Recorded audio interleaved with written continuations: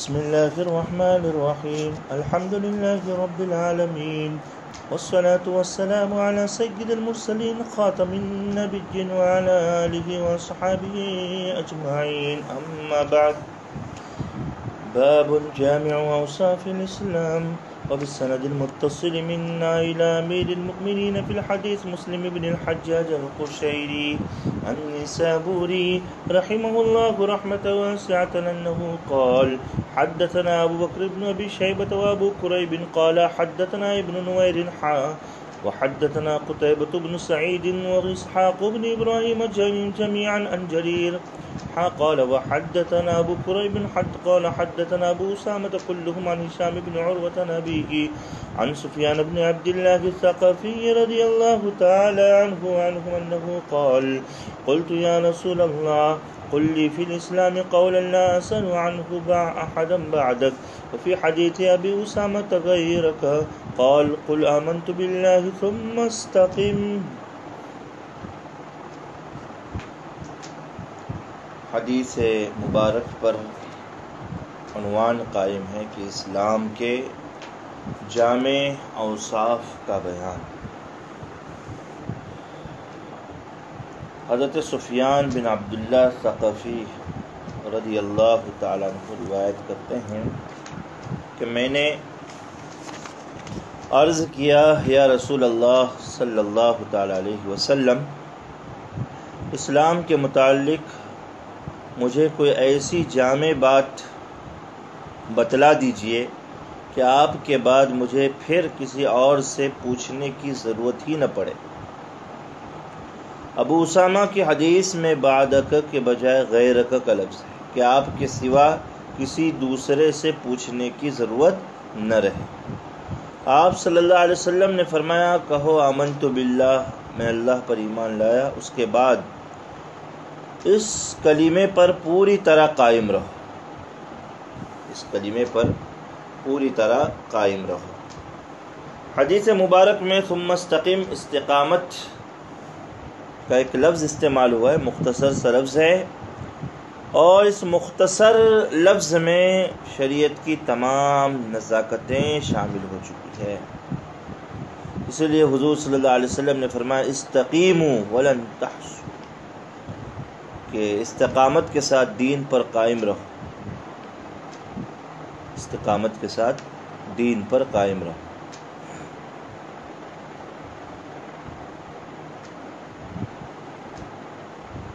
دیکھیے کلمہ طیبہ پر جنت کی بشارت والی جو احادیث ہے اس میں کہیں کلمہ طیبہ کے ساتھ خالصا من قلبہ کا لفظ بھی ہے، اور کہیں یبتغی بذالک وجہ اللہ کی قید بھی ہے، اور یہاں پر استقم کے الفاظ مذکور ہیں.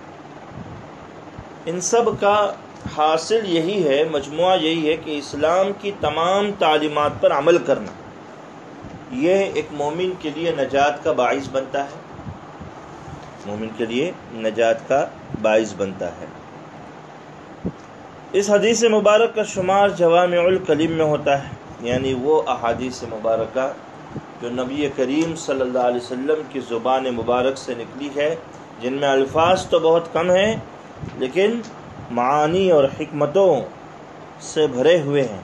وہ الفاظ حکمتوں اور معانی سے بھرے ہوئے ہیں.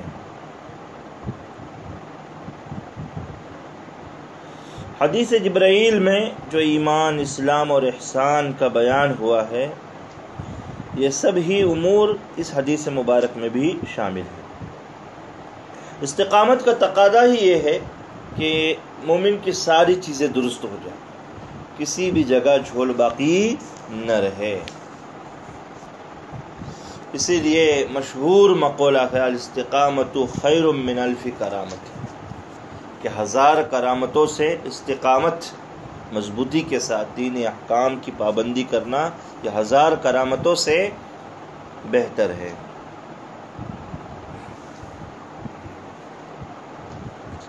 اس حدیث مبارک میں تمام اعمال آ گئے، چاہے وہ امتثال اوامر کے قبیل سے ہو یا اجتناب نواہی کے قبیل سے ہو، یعنی برائی سے بچنا ہو یا اچھی باتوں کا حکم کرنا ہو.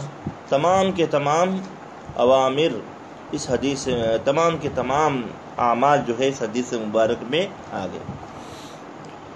امام فخر الدین رازی رحمۃ اللہ علیہ فرماتے ہیں کہ استقامت کے دائرے میں عقائد اور اعمال سبھی آ جاتے ہیں۔ عقائد میں استقامت یہ ہے کہ اللہ کے بارے میں عقیدہ ٹھیک ہو، یہود و نصارہ اور دوسرے گمراہ فرقوں کی طرح تشبیہ، تجسیم، تعطیل وغیرہ کے عقائد نہ ہوں۔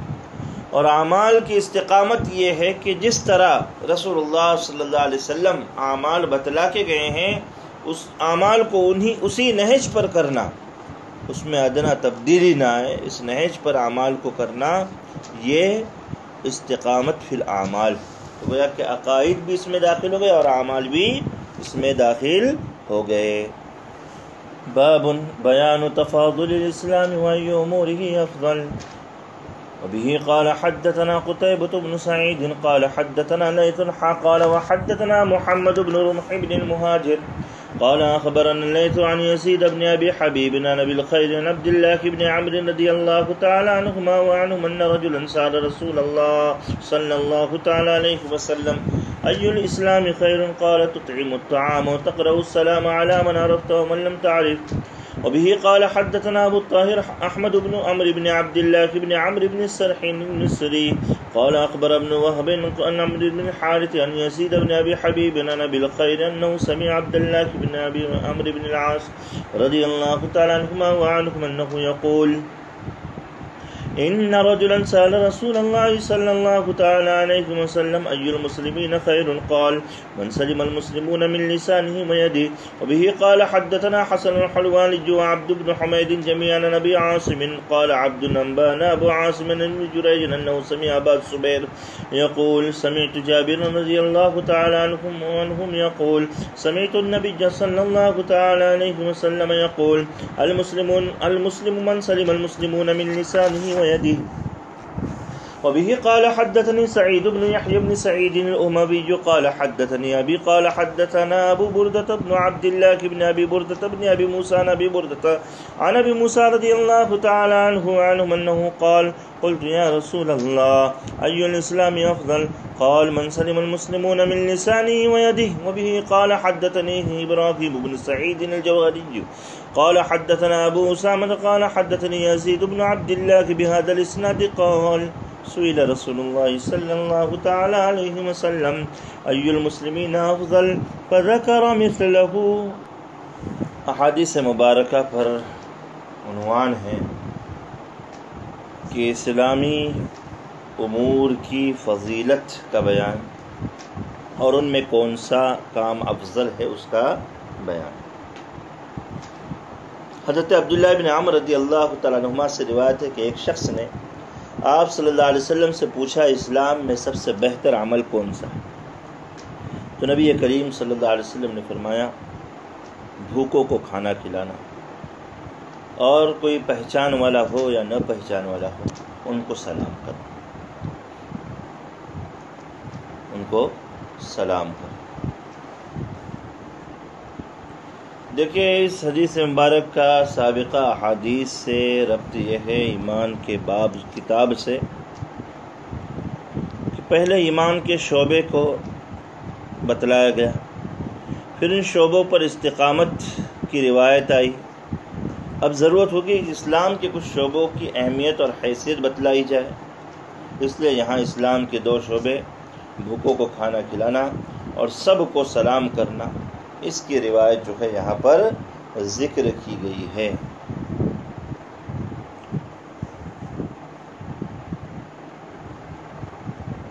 جی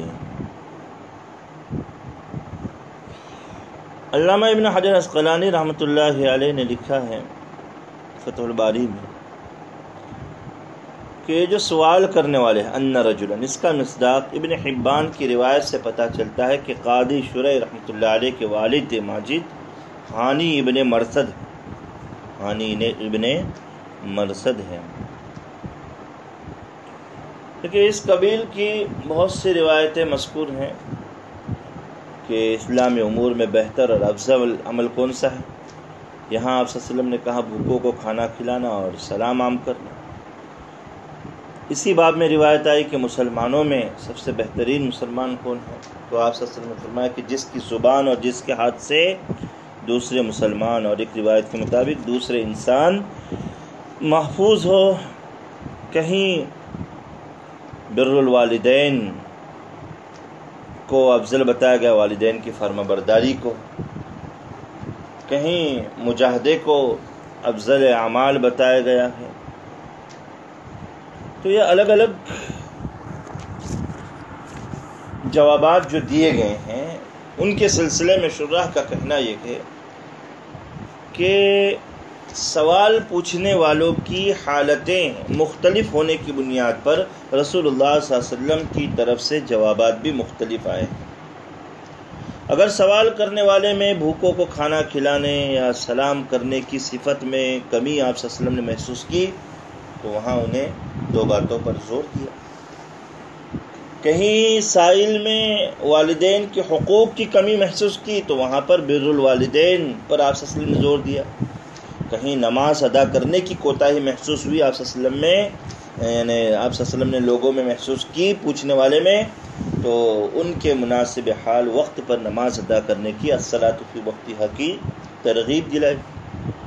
غرض جن سائلین کے مناسب حال جو صفت اور جو بہترین کام معلوم ہوا آپ صلی اللہ علیہ وسلم نے ویسا بہترین کام کے بارے میں جو ہے ان کی رہبری فرمائی۔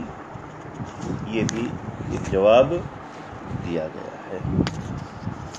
دوسری بات یہ کہ یہ جو مختلف جوابات دیے گئے ہیں زمانے کے اختلاف پر مبنی، جس زمانے میں جس بات کی زیادہ ضرورت تھی الاہم فالاہم کے تحت آپ صلی اللہ علیہ وسلم نے اس پر زور دیا۔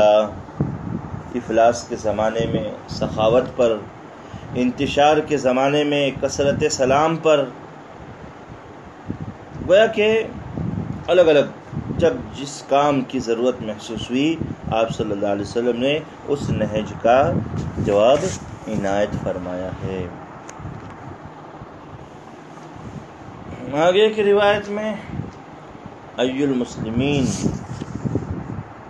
خیر کا سوال ہوا تو آپ صلی اللہ علیہ وسلم نے فرمایا کہ کامل مسلمان وہ ہے جو اپنے مسلمان بھائی کو اپنی زبان اور ہاتھ سے محفوظ رکھے، زبان اور ہاتھ سے جو ہے محفوظ رکھے۔ زمانے جاہلیت میں عربوں میں قتل و غارت گیری اور جنگ جیسی جو عادتیں چلی آ رہی تھی اور وہ لوگ ابھی اسلام میں داخل ہوئے تھے، تو آپ صلی اللہ تعالی علیہ وسلم نے انہیں ایسی باتیں بتلا کر ان کی پرانی خصلتوں سے ان کو روکنے کا ایک سامان بنا دیا، ایک سبب بنا دیا۔ اس حدیث مبارک میں گالی گلوچ، لعن طعن، غیبت، بہتان سبھی داخل ہو گئے، من لسانہ و یدہ میں سب کے سب داخل ہیں۔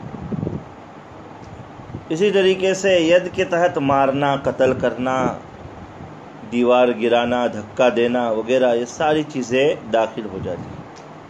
ہاتھ اور زبان کی تخصیص اس لیے کہ عام طور پر ایذا رسانی کے آلات یہی ہوتے ہیں، ورنہ اصل حدیث میں مقصد ہے کہ بھائی آدمی ایذا رسانی چھوڑ دے۔ ایک مسلمان کے کمال اسلام کی، کمال ایمان کی علامت یہ ہے کہ اس کی ذات سے کسی کو تکلیف نہ پہنچے، لیکن ہاتھ اور زبان یہ تکلیف دینے کے بڑے آلات ہیں، اس لیے ان کا خاص طور پر ذکر ہوا ہے۔